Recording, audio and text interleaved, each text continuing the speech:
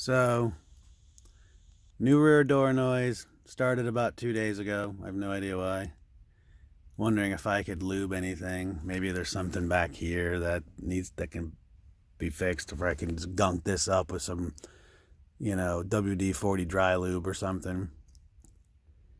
I don't know. What do y'all think? Here's the noise.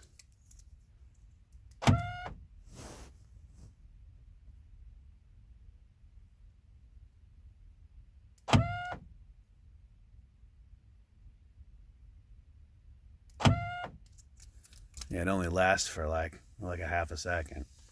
So I drive on forest roads and BLM roads, a lot. Well, not a lot, but um, enough with some washboarding and things. But I don't really use the back that much at all, to be honest. Just occasionally I go through the back way. So I don't know.